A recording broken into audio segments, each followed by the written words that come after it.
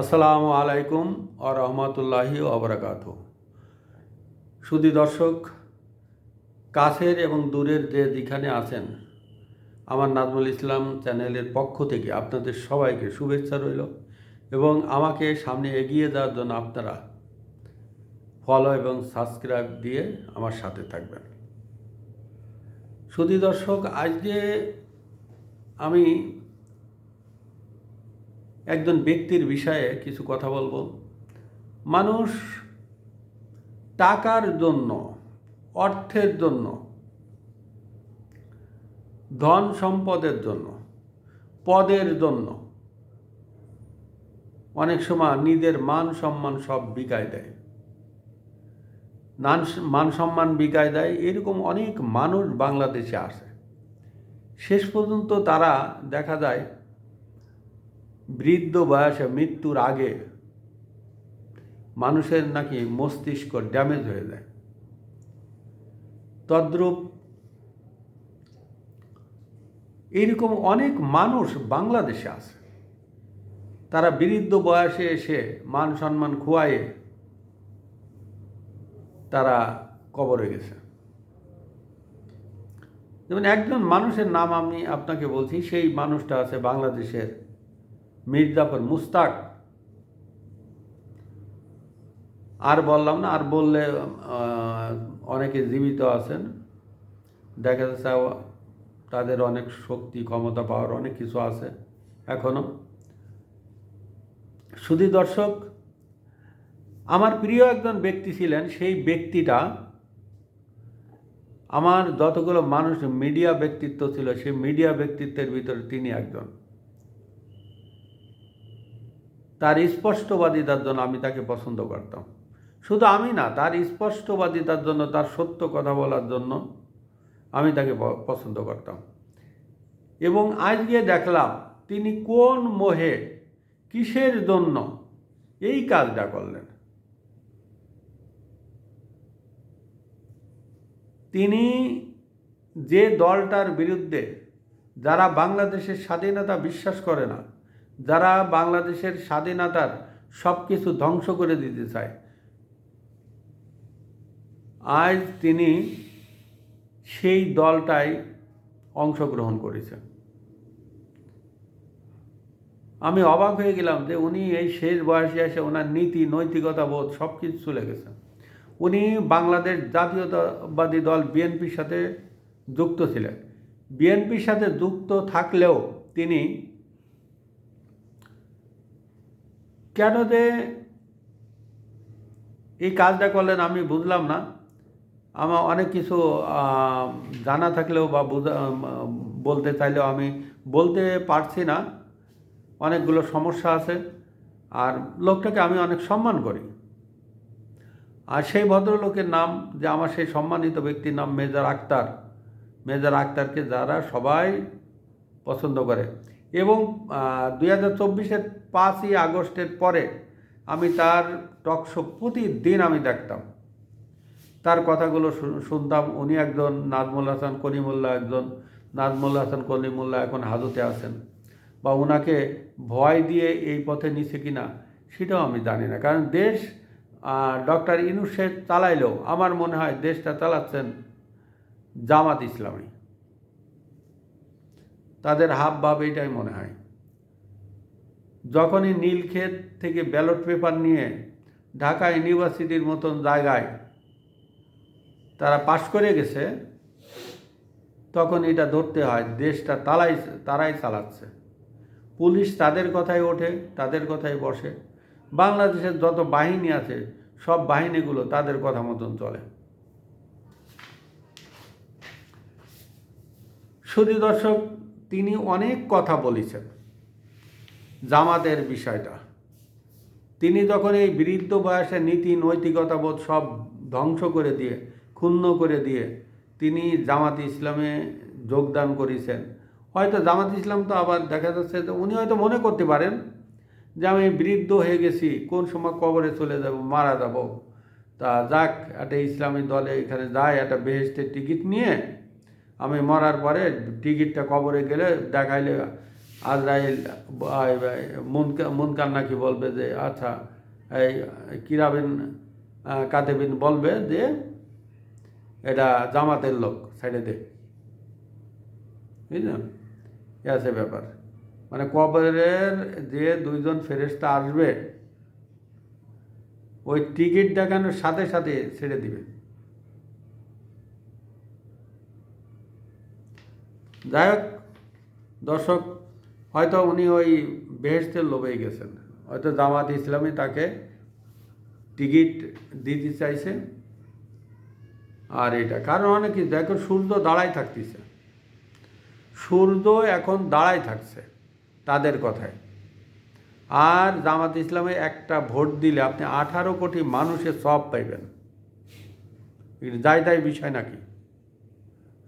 দেখেন মেজর আক্তার সাহেব গেছে, কালকে ডক্টর ইউনূস সাহেব যদি জামাত ইসলাম বলে যে জীবনে নামাজ কালাম পড়িনি, যা একটু মরার আগে বেহেশতের টিকিটটা নিয়ে কবরে দেয়, বুঝলেন? অবাক হওয়ার কিছুই থাকবে না। কারণ অনেক বড় বড় ব্যক্তিরা এই জামাত ইসলামের পিছনে এই বেহেশতের টিকিটের জন্য প্রকাশ্য অপ্রকাশ্যে দুই অবস্থায় আছেন, বুঝলেন? এই জামাত ইসলাম অনেক ব্যক্তি দেখি যোগদান করেন, ওরা বলে ইসলামী দল, আবার এরা মানুষের লুঙ্গির নিচে থাকার জন্য এরা দাড়ি মোছ সব ফেলাই দেয়। লুকাইতে হবে তো, যদি দাড়ি থাকে তাহলে বলবে যে জামাতের লোক। আমারে কয়েকদিন আগে একজন জামাতের কয়েকজন ব্যক্তি আসছে, মানে তাদেরকে সামনে ইলেকশনে সমর্থন করার জন্য। আরেকজন বলছে ওনাকে বলা লাগবে না, উনি আমাদেরই লোক, বুঝলি না? তখন আমি বললাম আসসালামু আলাইকুম ভাই, ভালো আছেন? আমি কিন্তু আপনাদের লোক না। কয় তাই আপনি কাকে পছন্দ করেন? তো আমি তাকে বললাম ওই যিনি পালাইছে আমি ওনার সমর্থক। তো ভদ্রলোক আমার দিক তাকাই রয়েছে, কয় বুড়াকালে এখন আল্লাহ বিল্লাহ করেন, আল্লাহর কাজ করেন।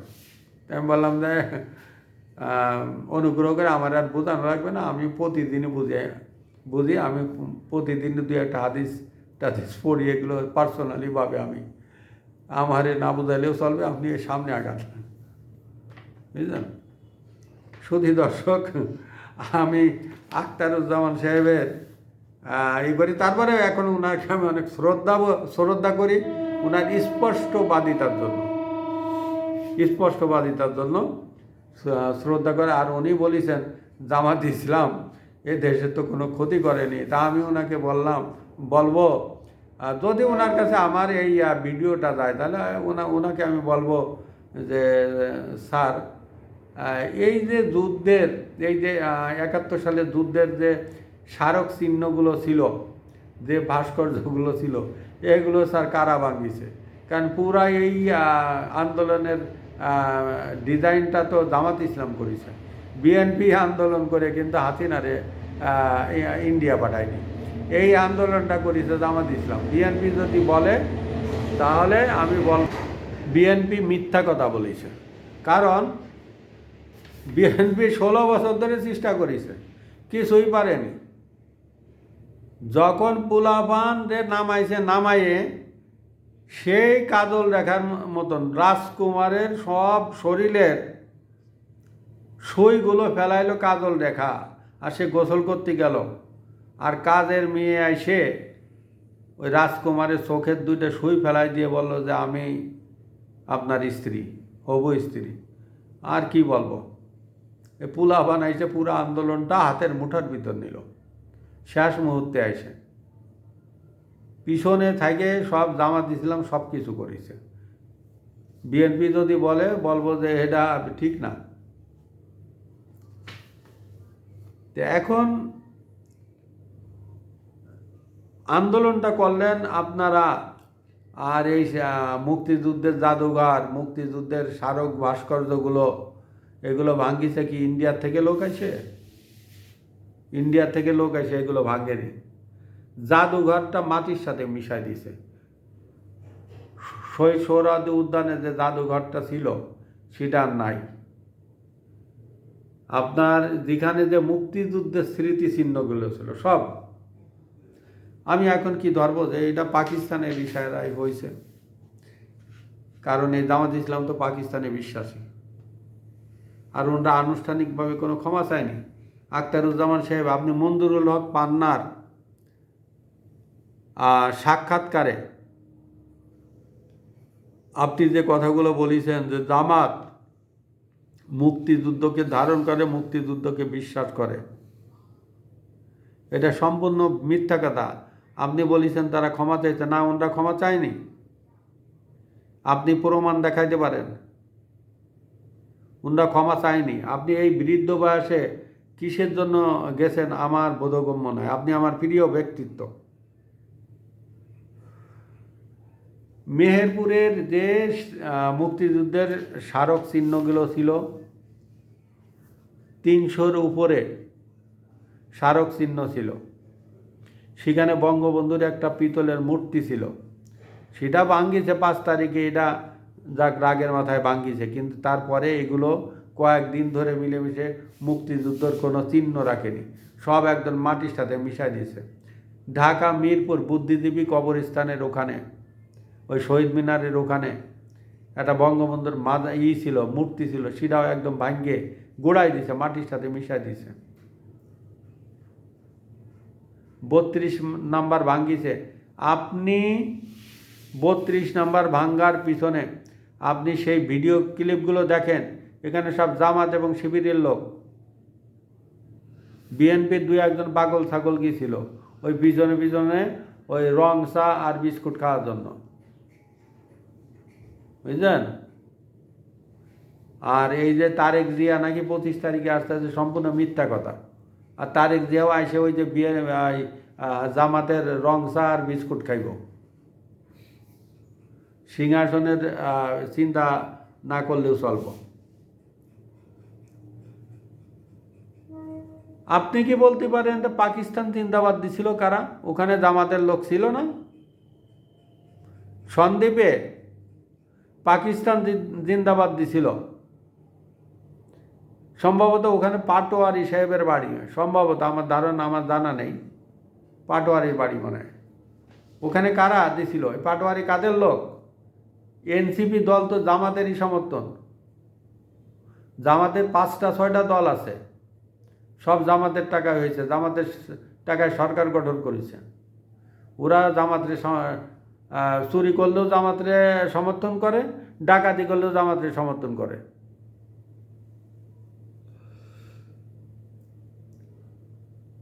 শুধু দর্শক, আমরা আশা করি যাক সবাই আপনারাও বেহেশতের টিকিটের আশাই করেন, অসুবিধা নেই। আমি অবশ্য আমার 3টা বেহেশতের টিকিট দিলে আমি জামাত ইসলামের ভোট দিতে রাজি। আপনারা আমার জন্য দোয়া করবেন।